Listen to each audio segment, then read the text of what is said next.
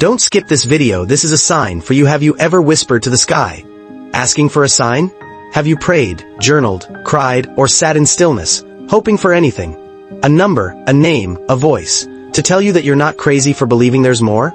The truth is, you were never talking to empty space. You were speaking to the universe, and it was listening. In this video, we'll explore how to speak to the universe, and how some of the world's most spiritually awakened individuals learn to do just that. Understanding the language of the universe. The universe doesn't speak English. Or Hindi, or Spanish. It speaks one language. Energy. Words are just symbols, but vibration. Vibration is the truth beneath your thoughts. The universe responds not to what you say, but to what you feel consistently. When you worry, you attract more confusion. When you're grateful, you become a magnet for more blessings. When you align your inner frequency with your desire, manifestation becomes inevitable. Let's look at a spiritual master who embodied this. Paramahansa Yogananda, the monk who spoke to the infinite. Yogananda didn't just believe in God.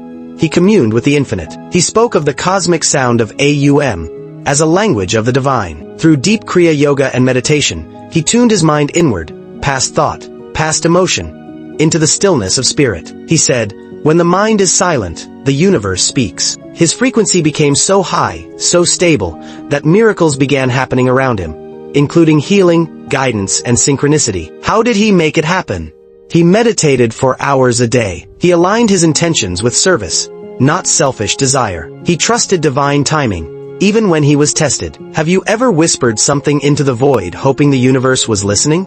Maybe you've asked for a sign, a miracle, a way out. Maybe you didn't use words at all, just a quiet thought behind closed eyes. And then, something happened. Repeating number. A stranger with the perfect message. A song playing at just the right time. A feeling in your chest that said, "You are not alone." Asterisk, because the truth is, you aren't. And you never were. You are not crazy. You are awakening. The universe hears what your soul whispers. This video is a sign. Stay and watch till the end. You see, there's something ancient inside of you, something that remembers how to communicate with higher energy. We've been taught to speak through sound, but the universe listens through vibration. It doesn't care about how perfect your words are. It doesn't need prayers to be long, poetic, or in a holy language. What it hears is how you feel, how you think, and most of all, how you vibrate. I am always in communication with the divine. My feelings are the language of the cosmos. My vibration is my voice. Think about this. Have you ever walked into a room and felt someone's energy before they even spoke? Or sensed a loved one's pain, even from miles away? That's the same field the universe uses, not the human ear, but the cosmic. So the real question isn't, how do I speak to the universe? It's, am I willing to listen after I speak? Let me take you into the story of someone who did. This J.S. about Paramahansa Yogananda. The monk who heard God. Yogananda was just a young man in India when he first began hearing something beyond this world. Not with his ears, but in his spirit. He described it as a sacred sound, a cosmic hum, that carried the voice of creation. Through deep meditation and ancient breathwork, called Kriya Yoga, he learned to leave his mind behind. Paramahansa Yogananda says, when the mind is silent, the universe speaks. He wasn't asking for material things. He asked for oneness. He asked for truth. And in response, the universe gave him something far more powerful than anything physical. It gave him peace. That peace became his compass, his confirmation, his divine signal. I open myself to stillness. Divine peace flows through me like a river. My soul is in conversation with the universe. And so I ask you right now, asterisk, are you ready to tune into your soul's native language? Because speaking to the universe isn't about shouting louder, it's about vibrating higher, and that starts with you. Listen and practice this. It's made for you, the chosen one. Close your eyes. Take one deep breath. Let your shoulders drop. Feel the energy behind your heart. Don't try to get anything. Just be with your inner stillness. This moment is a conversation. This silence is a portal. You don't need to try harder. You only need to remember who you are, a soul, a channel, a divine instrument of the universe. This moment awakens something in you.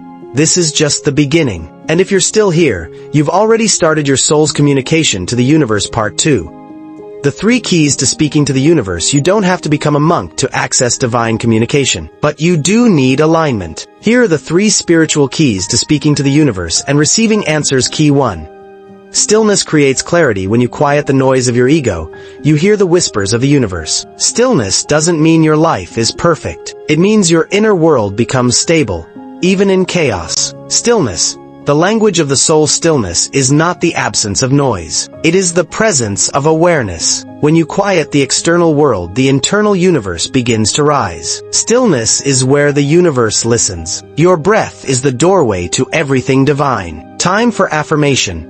I am the stillness between thoughts. I create space for divine answers. Every awakened spiritual master had a gateway practice of stillness. One such soul was Ramana Maharshi, the silent sage of India. He believed truth didn't need to be spoken.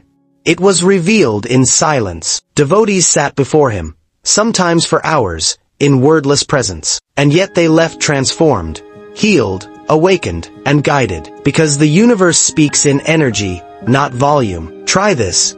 Sit for 10 minutes a day in silence. Focus on your breath. Observe your thoughts like clouds drifting across the sky.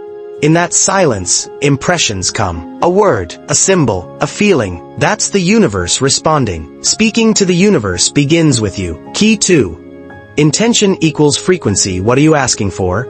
Now ask yourself, what do you believe you deserve? The universe reads your energy signature, not your wish list. If your intention is gratitude-based, you align with abundance. Fear-based, you align with delay and distortion, the vibration that attracts now that the world is quiet. What are you asking for? Your intention is your signal. It's your soul's request, broadcasted to the cosmos. Not in words, but in frequency. When you're clear, focused, and emotionally connected, the universe feels it. Not, I want money, but, I want to feel supported. Not, give me love, but, help me remember I am worthy of love. Clarity is a magnet for miracles. The universe aligns with your deepest truth, not your surface wishes. Let's talk about Esther X, the channel behind the Abraham teachings. Esther didn't intend to become a voice for universal wisdom. She simply asked the universe one question: who am I really, and why am I here? She didn't force an answer. She set a pure intention, and let go. The result: an entire body of wisdom flowed through her, now guiding millions on how to align with divine intelligence. Because when intention is honest, the universe always responds. My desires are sacred. My intentions are powerful. I align my energy with what I want to receive. Sparkles. Key 3. Let go of the how. Thus key is detachment. Control is an illusion. You are the co-creator, not the controller. The more you chase answers, the more you push them away. Ask, align, then allow. This is what the great mystics knew. They didn't force outcomes. They became vessels for divine timing. Now here's the part most people miss. You've stilled your mind. You've set your soul's intention. But if you keep obsessing, worrying, doubting, you block the flow. Not because you don't care, but because you trust. Dove, let go. So what you want can come. Wind face, detachment is not denial. It's faith in action. Buddha taught this principle relentlessly. Craving leads to suffering, and surrender leads to peace. He let go of being a prince, let go of control, let go of ego, and in return, he awakened to universal truth. Because the more you try to control the outcome, the more you pinch yourself off from divine timing. You don't plant a seed and keep digging it up. You water it, you trust it, you wait. The universe works just like that. I trust divine timing. I let go and let the universe co-create with me. Everything meant for me is already finding its way. Stillness, Intention, detachment. This is your trinity, your secret formula. It's not a performance. It's not about being spiritual enough. It's about being real, honest, open, receptive. Every spiritual person who awakened to the divine, from Eckhart Tolle to Rumi, first had to become still enough, clear enough, and brave enough to trust the invisible. And you're already on that path. You've just learned the 3 divine keys to speak with the universe. But there's one more piece most never understand. The signs and symbols the universe sends in response. In the next scene, we'll break down how to decode divine signs, from number patterns to synchronicities, dreams, and more. Part 3. Real stories of spiritual beings who spoke to the universe. Let's now look at real, relatable individuals who unlocked this universal dialogue. Not from fantasy, but through deep spiritual alignment. Dove Eckhart Tolle, from depression to divine awareness. Tolle was drowning in anxiety and despair when he had a sudden inner revelation. I can't live with myself anymore. That single thought sparked his spiritual awakening. He realized the self he couldn't live with was his ego, his mental story. He stopped identifying with it, and in that inner silence, the universe began to speak. He describes it as an intense peace, where answers no longer came in thought, but in beingness. Fire Muji, the silent transmission. Muji, a Jamaican-born spiritual teacher, traveled to India with questions, and found answers in no-thingness. Through his master Papaji, he learned that when you drop all questions, all striving, and rest in pure presence, you become one with a universal voice. He says, the universe speaks not in noise, but in knowing. Snake, the ancient Egyptian priests, these initiates didn't use technology. They used vibrational symbols, sacred geometry, and sound to communicate with higher planes. They knew that sound carried energy. Through chanting, rituals, and silence, they aligned with divine forces. The process was long. They fasted, purified, listened, and when their frequency matched the divine, messages came. Compass Part 4. How you can speak to the universe today. You don't need a robe, a mountain cave, or a spiritual guru to access this. Here's your practical roadmap. 1. Raise your vibration daily. Wake up with gratitude. Listen to binaural beats or OM chants. Move your body. Eat living foods. The cleaner your energy, the clearer the signal. Ask clear questions. Don't just say, help me. Ask, what is the next right step for me? What do I need to release right now? What is the divine lesson in this delay?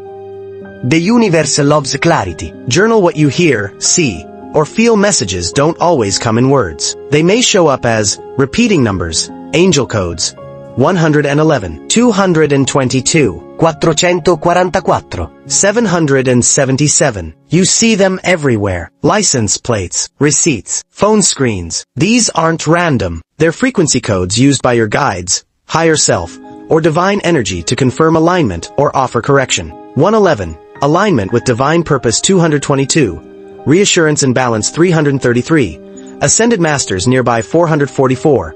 Protection and grounding. 555. Change is coming. 777. Spiritual elevation. 888. Financial and energetic abundance. 999. Completion. Time to release a stranger saying something random but oddly perfect, a song lyric that hits your soul. Document these signs. They're part of your conversation with the divine. The dream world is your soul's playground. When your conscious mind is asleep, your spirit remembers. You might dream of doors opening or closing, new paths, water, emotional cleansing, flight, freedom or ascension, being chased, unresolved fear. The universe uses imagery to bypass logic and deliver truth. Nikola Tesla, the spiritual scientist, often received entire downloads of inventions in his dreams. He claimed the images came in bursts of light, complete with blueprints. Why? Because he was already in vibration with cosmic intelligence, and the universe responded through his dreams. Dreams are the diary of your soul. When your eyes close, the portal opens. Sometimes the universe sends messengers with wings, claws, or roots. A butterfly that lands on your shoulder equals transformation. A hawk circling above equals perspective. A sudden rainstorm equals purification. A tree shedding equals it's okay to release. In many indigenous traditions, animals and nature were seen as sacred communication channels. And they still are. Black Elk, the Lakota visionary, spoke of seeing visions through eagles, storms, and wild animals. He believed every sign from nature was a teaching. And today, shamans across the world still follow this truth. Repeating conversations or events. If 3 people mention the same book to you in a week, if you keep hearing the same phrase, if the same challenge keeps showing up, that's not random. It's the universe turning up the volume on your path. When patterns repeat, it's time to awaken. That's divine orchestration. Affirmation. I trust the signs around me. The universe is speaking. I am listening. From signs to synchronicity. Signs are the beginning, but synchronicity is the confirmation. It's the moment when inner clarity meets outer alignment. Carl Jung, the great psychologist and mystic, describes synchronicity as meaningful coincidence, when 2 seemingly unrelated events align in perfect timing. He believed that spiritual awakening meant becoming conscious of the synchronicities shaping your life. And so we ask, are you watching for signs? Or are you dismissing them as chance? Because when you awaken, chance disappears, and only purpose remains. Trust the delays. They are answers too. Not all answers are yes. Sometimes the universe pauses so you can grow, heal, or become the version of you who's ready to receive. Silence is not rejection. It's redirection. Part 5. Final message to the listener: if you're still watching this, it's not by accident. Your soul is ready to open a deeper line of communication with the divine. And guess what? You've already begun. You are not alone in this journey. You never were. The voice you've been seeking out there has always been whispering within you. Every breath you take, every moment of alignment, every surrender is a prayer. And every prayer, spoken in vibration, is already being answered. It's not about learning how to speak to the universe. It's about remembering that you always have been. Now is your time. Speak clearly, feel deeply, and let the universe respond. If this message stirred something in you, if it reminded you of your connection to something greater, drop a "I can speak to the universe" in the comments. Share this with someone who needs a reminder that they are heard. And subscribe for more weekly teachings, activations, and awakenings. You are not here by accident. Welcome home, soul traveler.